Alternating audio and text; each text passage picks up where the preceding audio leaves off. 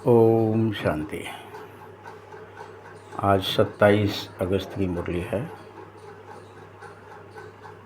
मीठे बच्चे अपनी सतो प्रधान तकदीर बनाने के लिए याद में रहने का खूब खूब पुरुषार्थ करो। देखो, होश में आने से, ईश्वर की याद में आने से, ईश्वर के सानिध्य में जाने से आपकी तकदीर सतो प्रधान हो जाती है, भाग्य बदल जाता है। सदा याद रहे कि मैं आत्मा हूँ, शरीर नहीं। मैं आत्मा शरीर में रहती हूँ, ये याद रहे। और मुझे बाप से पूरा वर्षा लेना है। क्या करना है मुझे? बाप से पूरा वर्षा लेना है। प्रश्न है, बच्चों को याद का चार्ट रखना मुश्किल क्यों लग रहा है? बताइए। बच्चों को याद ही नहीं रहता है, बार बार भूल जाते हैं। याद का चार्ट रखना चाहिए ना, कितने घंटे याद में रहे। उत्तर है, कई बच्चे याद को पुरुषार्थ समझते ही नहीं है। कारण क्या है? याद में कोई यथार्थ पुरुषार्थ समझते ही नहीं है। बैठते हैं याद में और झट बुद्धि को इधर उधर भटका देते हैं। और जब आपकी बुद्धि भटक गई, माना क्या हो गया? याद रही क्या आपको? बताइए।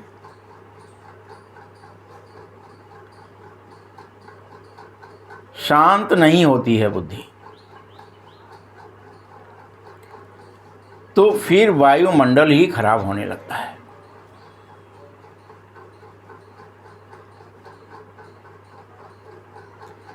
बोल, याद करते नहीं तो कैसे चार्ट रखें, कैसे लिखें कि मैंने याद किया? हाँ, याद रखना। अगर कोई झूठ लिखता भी है कि मैंने याद किया, तो बहुत दंड पड़ता है। ये मत सोचो कि हम तो ठीक है, भले याद नहीं करें, लिख देते हैं, क्या दिक्कत है, कौन देख रहा है। तो क्या हो जाएगा? बहुत दंड पड़ेगा। सच्चे बाप को सच तो बताना ही पड़े।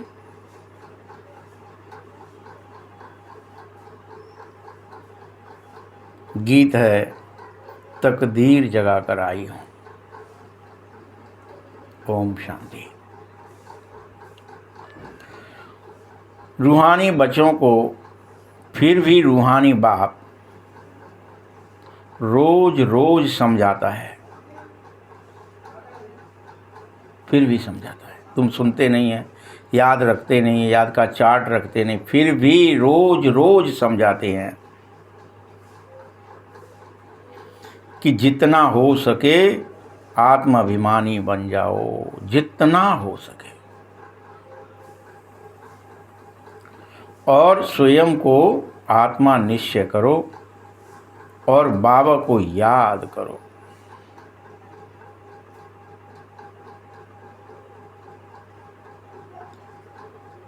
क्योंकि तुम यह भी जानो कि हम उस बेहद के बाप के बेहद सुख की तकदीर बनवाने आए हैं। उस बाबा से जो बेहद का है, उससे बेहद की तकदीर बनवाने आए। इसीलिए तुम्हें जरूर बाप को याद करना ही पड़ेगा। तुम बच्चे इस समय पवित्र और सतो प्रधान बनने बगैर अपनी सतो प्रधान तकदीर बना नहीं सकोगे। कोई दूसरा तरीका ही नहीं है।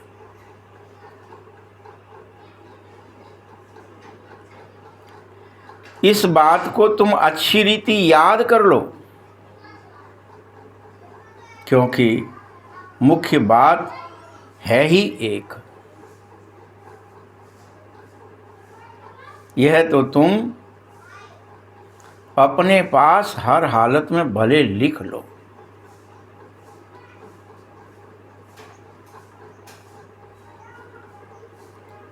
भले जैसे कोई अपने बाह पर नाम गुदवा लेते, फलाना नाम है, कोई अपना नाम, कोई अपना रिश्तेदार का नाम गुदवा लेते हैं हाथों पे। बस तुम ऐसे पक्का लिख लो इस बात को कि तुम शरीर नहीं हो, आत्मा हो। भूलो मत, मैं आत्मा हूं, शरीर में रहती हूं, मैं शरीर नहीं हूं। इसे गुदवा लो और बेहद के बाप से वर्षा ले लो। याद रखना, तुम्हें माया बुलाएगी। इसीलिए लिखा हुआ होगा, जब कभी हाथ हिलाओगे, कुछ क्रिया करोगे तो तुम्हें दिख जाएगा कि मैं आत्मा हूं, शरीर नहीं।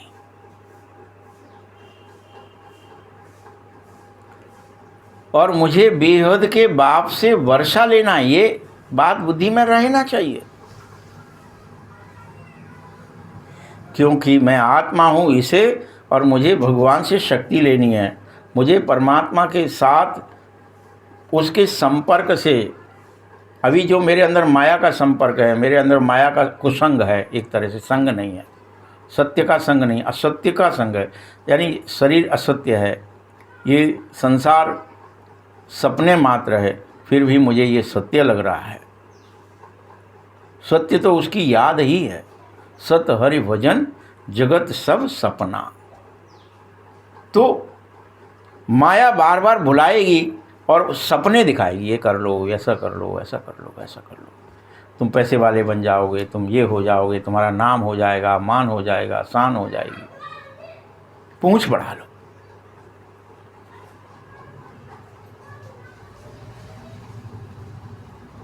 अगर लिखा हुआ होगा, गुदा हुआ होगा हाथ पर, बाजू पर, तो घड़ी घड़ी याद आने लगेगी, ओहो मैं तो आत्मा हूं, शरीर नहीं हूं, मैं तो शरीर में रहता, मैं तो आत्मा हूं।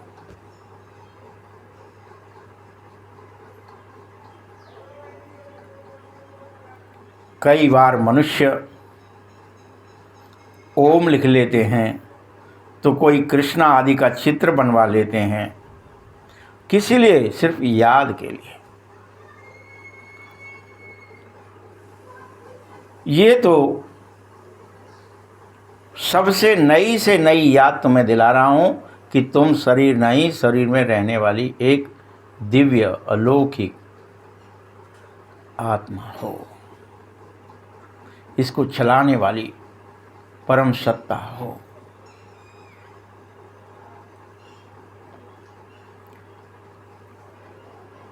बस इतना बेहद का बाप ही समझाता है, और जब तुम यह बात समझ जाएंगे तो तुम सौभाग्यशाली, क्या पद्मा पदम भाग्यशाली बन जाएंगे। अभी तो क्या हुआ है, खुद को ना जानते हो, न मुझ बाप को जानते हो, और याद न करने के कारण, क्योंकि खुद को भूले हो, बाबा को भी भूले हो, तो याद किसको करें? कंगाल बन गए। इसलिए एक ही बाप है जो सदैव के लिए जीवन को खुशी देने वाला, सुख देने वाला है। भल याद भी करते हैं परंतु जानते नहीं हैं मुझे। शरीर से याद भी करेंगे भगवान, ईश्वर, अल्लाह, परमात्मा, प्रभु, जो भी है, लेकिन जानते ही नहीं है।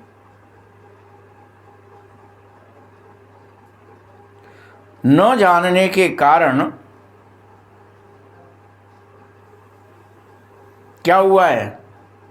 बाप को न जानने के कारण याद नहीं करते हो और कंगाल हो। एक बाप ही है जो सदा के लिए जीवन को खुशी देता है, सुख प्रदान कर देता है, सुखी बनाता है। विलायत वाले भी सर्वव्यापी कहना भारतवासियों से सीख गए हैं। आप जैसे ही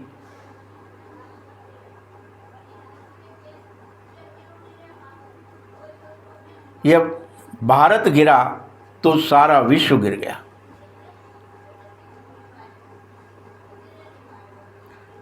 इसके लिए यह भारत ही रिस्पॉन्सिबल है, स्वयं को गिराने और सर्व को गिराने के निमित्त है। इसीलिए बाबा कह रहा है, मैं भी यहीं आकर के इस भारत को स्वर्ग अर्थात सचखंड बनाता हूं। ऐसा स्वर्ग बनाने वाले की कितनी तुमने गिलानी कर दी है, भूल गए हो। इसीलिए क्या लिख दिया? यदा यदा यधर्मस्य ग्लानिर्भवति भारत अभ्युत्थानम् अधर्मस्य तदात्मनां सृजाम्यहम्। क्या लिख दिया? बलिहारी उस बाप की है कि जब जब धर्म की हानि होगी तब तब मैं आऊँगा। जब जब होई धर्म की हानि, बाढ़ें असुर अधम अभिमानी, तब तब धर प्रभु मनुष्य शरीरा, हरई कृपा निधि सज्जन पीरा। तो ये तुम समझो,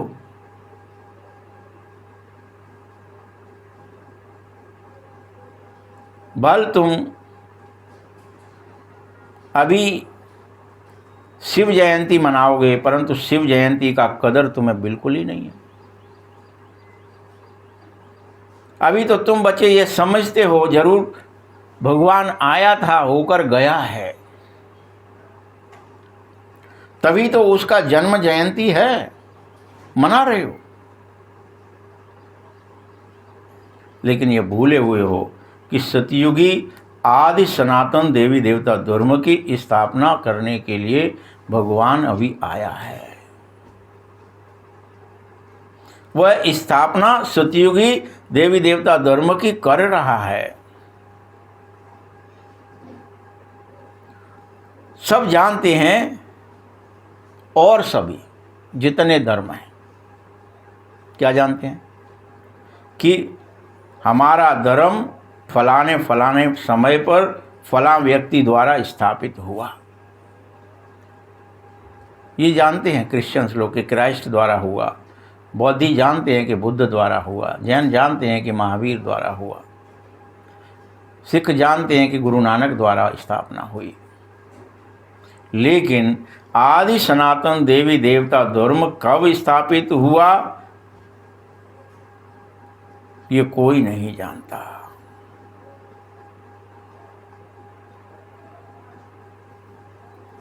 और यह धर्म कहाँ गुम हो गया और कैसे वो सत्यता, वो आदि सनातन सत्य कहाँ चला गया, क्या है वो, सब गुम हो गया। बिल्कुल ही जानते नहीं हो। इसीलिए तो बाप अभी आकर तुम्हें समझा रहा है, बच्चे सबसे ऊंचे से ऊंचा मैं ही हूँ और किसी की महिमा है ही नहीं। धर्म स्थापक की महिमा क्या होगी? यह बाप ही है जो पवित्र दुनिया की स्थापना और पतित दुनिया का विनाश कराता है। तुमको माया पर विजयी बनाता है, जीत दिलाता है। इस पंच महाभूत रूपी प्रकृति पर भी विजयी बना देता है। ये बाप ही है। और ये बेहद की बात बताता है, हद की नहीं। रावण का राज्य सारी बेहद की दुनिया पर है इस समय। ऐसी कोई हद की लंका की बात ही नहीं है।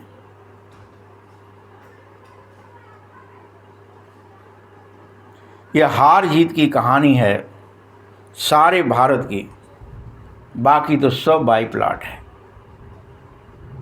मीठे बच्चों, भारत में ही डबल सरताज और सिंगल ताज राजाएं बनते हैं।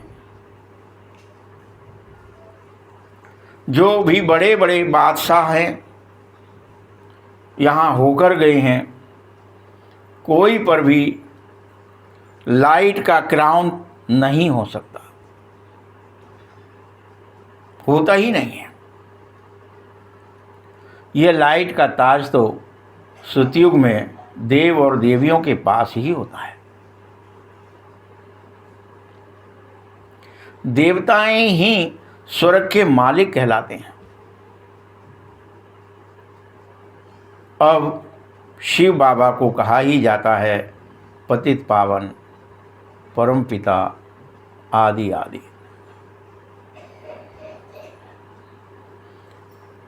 अब इसको लाइट कहाँ देंगे? ये लाइट तब दी जावे जब बगैर लाइट वाला कोई पतित भी हो, वह कभी परमपिता परमेश्वर कभी भी पतित होता ही नहीं है।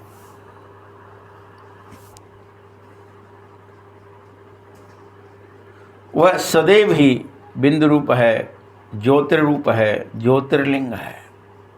न स्त्रीलिंग है, न पुरुलिंग है, न नपुंसक लिंग है। वो एकमात्र ज्योतिर्लिंग है।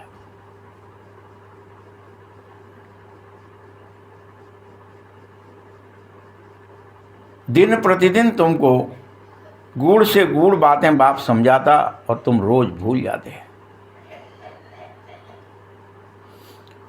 जो जितना बुद्धि में बिठा सके उतना बिठा लो, लेकिन मुख्य एक ही बात है कि मुझ बाप को याद करो। और याद रखना, इसी में माया रोज तुम्हें बिगड़ डालेगी। ये याद करने लगा, बिगड़ डालो। देह दुनिया को याद कराओ, रिश्ते नातों को याद कराओ, देह समझाओ, भूख प्यास लगाओ, सुख दुख में फंसाओ, तेरे मेरे में अटकाओ। ये होगा ही।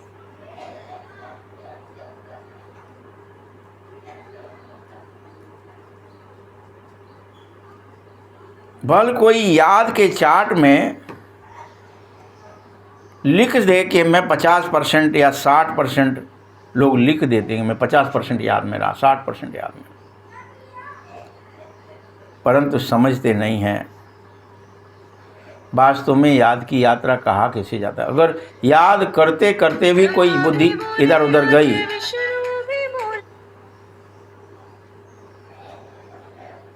तो क्या ही होगा? बोलो।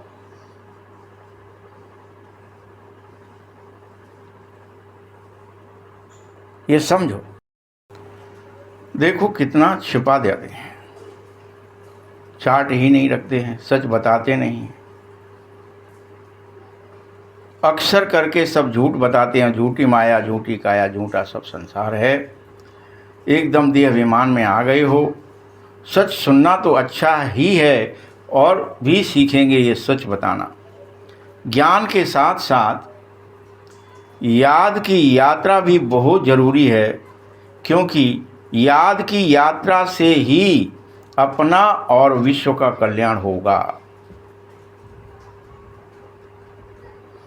ज्ञान समझाने के लिए बहुत सहज होता है बच्चे, याद में बहुत मेहनत है। बाकी बीज से झाड़ कैसे निकलना है वह तो सभी को मालूम रहता है। बुद्धि में 84 का चक्र होना चाहिए। बीज और झाड़ की ज्ञान होगी ना, बाबा तो सत्य है, चैतन्य है और ज्ञान का सागर है। उसमें नॉलेज है समझाने के लिए, यह है ही बिल्कुल अनकॉमन बात। ये मनुष्य सृष्टि का झाड़ है, यह भी कोई नहीं जानते हैं, सब नेति नेति करते गए। और ड्यूरेशन को नहीं जानते तो बाकी भला क्या ही जानेंगे। तुम्हारे में भी ऐसे बहुत थोड़े हैं जो इस ज्ञान को अच्छी रीति जान पाए हैं। इसीलिए सेमिनार भी बुलाई जाती है, कहा जाता है तुम सब अपनी अपनी राय दो। देखो, राय तो कोई भी दे सकता है ना, ऐसा तो नहीं है कि जिसके नाम है उसको ही देनी होगी। हमारा नाम नहीं है, हम कैसे देवें? नहीं, कोई को भी सर्विस अर्थ राय देनी चाहिए, एडवाइस करना चाहिए। बाबा कह रहा है, मीठे बच्चों,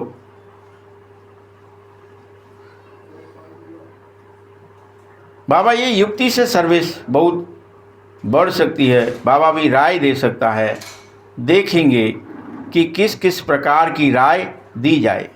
बाबा तो कहता रहता है, मीठे बच्चों, कैसे भी करके कैसी युक्ति लगाएं कि हम भारत का कल्याण करें, सबको पैगाम देवें और आपस में भी विचार निकालें, तो लिखकर ज़रूर भेजना चाहिए। तुम्हारे अंदर कोई अच्छा विचार आए तो लिखकर भेजो। माया ने सभी को सुला जो दिया है ना, अब कौन जागेगा तो लिखेगा। बाप आया है तब जब सभी की मौत सामने आ गई है और कह रहा है, मीठे बच्चों, संसार के सभी मनुष्य आत्माओं की, चाहे वो बच्चा है, बड़ा है, बूढ़ा है, सभी की वानप्रस्थी अवस्था है। वाणी से परे जाने का टाइम आ गया है। सबको देह दुनिया को भूलकर, बातों को भूलकर वाणी से परे चलने का अभ्यास करना चाहिए। वाणी से परे अर्थात वानप्रस्थ में जाना चाहिए। कोई पढ़े न पढ़े, संसारी कर्म करे न, मरना जरूरी है तो उस मरने की तैयारी तो करो। बोलो कौन कौन कर रहा है तैयारी? मरने से पहले नई दुनिया तो जरूर स्थापित करनी पड़ेगी। जो अच्छे अच्छे बच्चे हैं वह अपनी तैयारी करें। सुदामा का भी मिसाल है कि वह भी चावल मुट्ठी ले गया। बाबा हमको भी सर्वस्व समर्पण करने से, हमारे पास जो चावल मुट्ठी है उसको देने से महल मिलेंगे। देखो, बाबा ने इस मम्मा का एक मिसाल बताया कि यह तो, वो तो चावल मुट्ठी तो भी ले गया, यह मम्मा तो चावल मुट्ठी भी नहीं लेकर आई है, ऐसे ही आई है सीधी। फिर कितना ऊंच पद पा लिया इसने।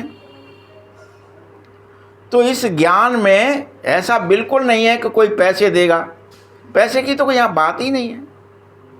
कौन कितना याद में रहा और आप समान कितनों को बनाया, यही वैल्यू है। बाबा की तो कोई फीस होती ही नहीं है। समझते हैं हमारे पास पैसे पड़े हैं तो क्यों ना हम यज्ञ में स्वाहा कर दें, क्योंकि जिसको मालूम पड़ता जाएगा विनाश तो होना ही है, अति शीघ्र होना ही है, और ये सब कुछ व्यर्थ हो जाएगा। देखिए, हिमालय भी पिघल जाएगा, अटलांटिक भी पिघल जाएगा, समुद्र में उछाल आ जाएगा, ये सब अभी होगा। अभी क्या करोगे तब? ना कोई डेवलपमेंट, कोई रोड, कोई ब्रिज, कुछ बचेगा ही नहीं। कोई बस्ती, कोई बिल्डिंग, सब गोविंदाय नमो नमः, सब डूब जाएगा, स्वाह हो जाएगा। तो विनाश होना ही है, सब व्यर्थ ही होना है। इससे अच्छा है कि जब तक विनाश नहीं हो रहा है तब तक कुछ न कुछ सफल कर लें। हर एक मनुष्य कुछ न कुछ दान पुण्य आदि जरूर करता है। वह पाप आत्माओं को दान पुण्य करते रहे तुम अभी। अब तुम सब कुछ ईश्वर अर्थ करो। लेकिन उस पाप आत्माओं को दान पुण्य करने से भी उसका भी अल्पकाल का फल मिला तुम्हें, और मिलता है। समझो कोई यूनिवर्सिटी कॉलेज आदि बनाता है, पैसा ज़्यादा है, धर्मशाला आदि बना देंगे तो उसको मकान आदि अच्छा मिल जाएगा, परंतु फिर भी बीमारी आदि तो होगी ना। समझो किसी ने हॉस्पिटल बनाई है तो तंदुरुस्ती अच्छी मिलेगी, परंतु उससे सब कामनाएं सिद्ध नहीं हो सकती हैं। यहाँ तो बेहद के बाप तुम्हारी सब मनोकामनाएं पूरी करने के लिए तैयार है। आओ तुम सब पवित्र बनो, सब पैसे विश्व की पवित्र बनाने में लगा दो, बहुत अच्छा रहेगा। मुक्ति और जीवन मुक्ति देते हो सो भी आधा कल्प के लिए। सब कहते हैं बाबा हमको तो शांति कैसे मिले। वह तो शांति धाम में मिलेगी बच्चे। श्रुतियुग एक धर्म होने के कारण वहां अशांति होती ही नहीं है। याद रखना, अशांति का मूल कारण रावण राज्य है, देह अभिमान है। गायन भी है, राम राजा राम प्रजा राम साहूकार है। वो अमरलोक के लिए गायन है। वहां अमरलोक में मरने का अक्षर होता ही नहीं है। यहाँ तो बैठे बैठे देखो अचानक मर जाते हैं। इसको मृत्युलोक और उसको अमरलोक कहा जाता है। जहां मरना नहीं होता है, एक शरीर लिया है दूसरा ले छोड़ करके अभी झट बालक बन जाऊंगा, ये सब याद रहता है कि ये पुराना हो गया है इसीलिए इसे छोड़ देता हूं और फिर नया बालक बन करके रोग रहित पवित्र काया होती है, कोई रोग नहीं होता, तो बहुत फायदा हो जाता है। वह है श्री श्री की मत। इसी से तुम एवर हेल्दी वेल्दी और हैप्पी बन जाते हो। तो ऐसी रूहानी सेंटर्स यूनिवर्सिटी खोलना जरूरी है तुम्हें अभी, विनाश काल से पहले। थोड़े भी आते हैं वह कम है क्या? इस समय कोई भी मनुष्य ड्रामा के ड्यूरेशन को नहीं जान पा रहा है। पूछेंगे कि ये तुमको फिर किसने सिखाया? अरे हमको बताने वाला बाबा है, स्वयं सर्वशक्तिमान भगवान है। उसने बहुत पहले से बता रखा है कि विनाश अति शीघ्र होने वाला है और फिर से श्री कृष्ण आने वाला है। बस संसार बात माने या ना माने, स्वीकारे या ना स्वीकारे, लेकिन अब तो देख रहे हो ना आप सब, रोज विनाश हो ही रहा है। अनेकों दिनों से युद्ध चल ही रहा है, एक दूसरे के ऊपर बम पटके ही जा रहे हैं। तो ड्यूरेशन क्या जानेंगे? पहले तो कहते थे 4,32,000 पड़ा है, अभी इतना थोड़ा सा ही निकला है, लेकिन अब तो समझ में आ रहा है ना सबको कि बाबा की एक एक बात सत्य हो रही है। इतने ढेर बीके हैं, तुम भी बीके हो, शिव बाबा के बच्चे हो, प्रजापिता ब्रह्मा के भी बच्चे हो। ये ह्यूमैनिटी का ग्रेट ग्रेट ग्रैंडफादर है, सबके सब उसी की संतानें हैं। इनसे हम बीके निकले हैं। फिर बिरादरियां होती हैं ना, ऐसे ऐसे तुम्हारी देवी देवता कुल बहुत सुख देने वाला फिर से बन जाएगा। यहाँ तुम उत्तम से उत्तम बनो, जिससे वहाँ जाकर पुरुषोत्तम बनो, वहाँ जाकर राज्य करो। इसीलिए इसे पुरुषोत्तम संगम युग कहा जाता है। यह किसी को बुद्धि में रह न सके, यह भी तुम बच्चों को समझा रहा हूँ। मीठे बच्चे, देवताओं के पैर इस तमो प्रधान दुनिया में पड़ न सके, जड़ चित्र का परछाया पड़ न सके, चैतन्य का नहीं पड़ सकता है तो बाप समझाता है, मीठे बच्चे, एक तो याद की यात्रा में रहो और कोई भी अब विकर्म न करो और सेवा की युक्ति जरूर निकालो। कई बच्चे कहते, बाबा हम तो लक्ष्मी नारायण जैसा बनना चाहते हैं। बाबा कहता है, तुम्हारे मुख में गुलाब जामुन, लेकिन इसके लिए तुम्हें मेहनत करनी पड़ेगी, कहने से नहीं बन जाओगे। भल बनो, अच्छी बात है, अच्छा सोचा है। ऊंच पद पाना है तो तुम्हें बाप समान बनने की सेवा करनी पड़ेगी, आप समान बनाने की सेवा करनी पड़ेगी। पहले बाप समान बनो, फिर अनेकों को आप समान बनाओ। तुम एक दिन देखेंगे एक एक पंडा फिर अपने साथ 100-200 यात्री भी लेकर आएगा। आगे चल यह सब तुम्हें दिखेगी भीड़।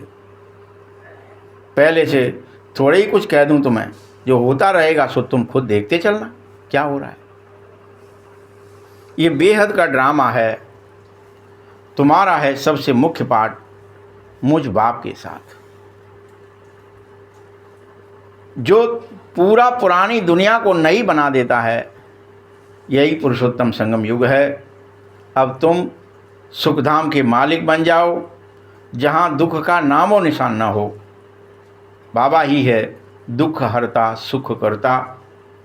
दुख से तुम्हें लिबरेट करता हूँ, सुखी बनाता हूँ।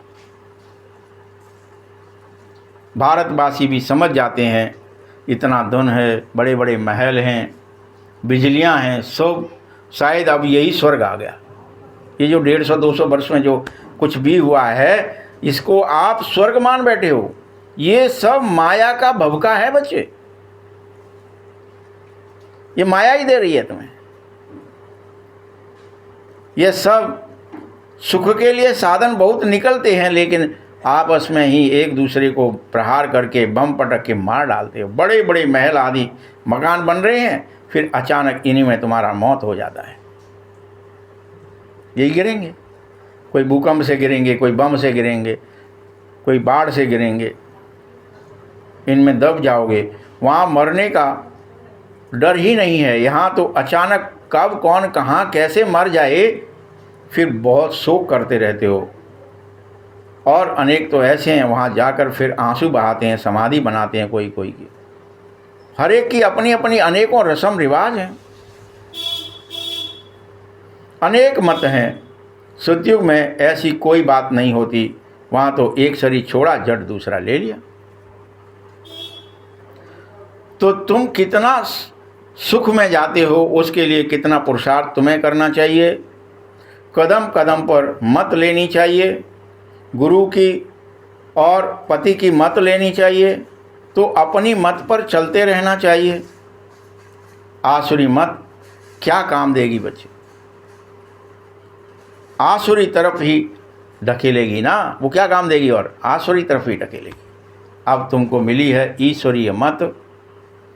ये मत ईश्वर की ऊंचे से ऊंची इसीलिए गाई हुई है। इसको श्रीमद् भगवानो बाच कहा जाता है। अभी तुम बच्चे श्रीमत से सारे विश्व को स्वर्ग बनाते हो, उस हेवन के लिए तुम मालिक बनते हो। इसीलिए तुम्हें हर कदम पर श्रीमत लेनी चाहिए, परंतु किसी की तकदीर में नहीं होती है, सो फिर मत चलती ही नहीं है। बाबा ने समझा दिया है। देखो, किसी को भी तुम अपना कुछ अकल हो, राय हो, तो ज़रूर बाबा को भेज दो। बाबा जानता है कि कौन कौन बच्चे हैं जो राय देने लायक हैं। नए नए बच्चे निकलते ही रहते हैं। बाबा तो जानते हैं ना कौन से अच्छे अच्छे बच्चे हैं। दुकानदारों को भी राय निकालनी ज़रूर चाहिए। ऐसा यत्न करो जो मुझ बाप का परिचय सारे विश्व में पहुंच जावे। दुकान में भी सबको याद कराते ही रहो कि भारत जब स्वर्ग होता है, सतयुग होता है, तो एक ही धर्म होता है, सिर्फ एक धर्म, आदि सनातन देवी देवता धर्म।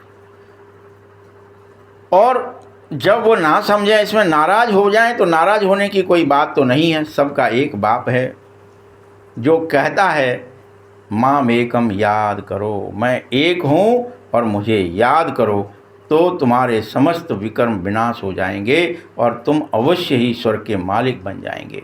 अच्छा, मीठे मीठे सखी हृदय बच्चों प्रति माता पिता बाप दादा का याद प्यार और गुड मॉर्निंग। रूहानी बाप की, रूहानी बच्चों को नमस्ते। रूहानी बच्चों की भी बाप दादा को बहुत बहुत याद प्यार और नमस्ते। धारणा के लिए मुख्य सार है, श्रीमत पर चलकर सारे विश्व को स्वर्ग बनाने की सेवा करो। बहुतों को आप समान बनाओ। आसुरी मत से हर हालत में अपनी संभाल करो, अपन को बचा के रखो। ईश्वरी मत पर चलो। दूसरा पॉइंट है, याद की मेहनत से ही आत्मा को सतो प्रधान बनना होगा और सुदामा के मिसल जो भी चावल मुट्ठी है वह सब सफल करो और अपनी सर्व मनोकामनाओं को सिद्ध कर लो। ठीक है। वरदान है, एक बाप दूसरा न कोई, इस दृढ़ संकल्प द्वारा अविनाशी और अमर हो जाओ। अमर भव, ये वरदान भगवान देते, एक बाप दूसरा न कोई। बस ये दृढ़ संकल्प, बाबा ही मेरा है, बाकी सब क्या है, सपना है। ये अविनाशी और अमर भव का वरदान है जो तुम्हें मिल रहा है। जो बच्चे यह दृढ़ संकल्प कर लेते हैं कि एक बाप दूसरा न कोई, उनकी स्थिति स्वतः ही सहज एक रस हो जाती है। इसी दृढ़ संकल्प से सभी संबंधों की अविनाशी तार जुड़ जाती है और उन्हें सदा अविनाशी भव, अमर भव का वरदान भी मिल जाता है। ऐसे दृढ़ संकल्प करने से पुरुषार्थ में भी विशेष रूप से लिफ्ट मिलती है। जिसके एक बाप से सर्व संबंध हो जाते हैं उसे सब कुछ स्वतः प्राप्त हो ही जाता है, मांगना नहीं पड़ता है। स्लोगन है, सोचना, बोलना और करना, मनसा वाचा कर्मणा। सोचना, बोलना और करना, तीनों को एक समान बना लो। जो सोचो वही बोलो, जो बोलो सो करो, बस उतना, उससे ज़्यादा सोचना नहीं है। तब सर्वोत्तम पुरुषार्थी कहे जाओगे। जो सोचा है वही बोलना है, जो बोला है वही करना है, बस सर्वोत्तम पुरुषार्थी। और व्यक्ति सारे हैं, सहज योगी बनना है तो परमात्मा प्यार का अनुभव करो। जिस समय जिस संबंध की तुम्हें आवश्यकता हो उसी संबंध से तुम भगवान को अपना बनाओ। दिल से कहो मेरा बाबा और बाबा कहे मेरा बच्चा। इसी प्रेम के सागर में समाकर यह स्नेह छत्र छाया का काम करते रहो। इसके अंदर फिर माया आ नहीं सकेगी। यही सहयोगी बनने का सबसे सरल और सहज साधन है। अच्छा, ओम शांति।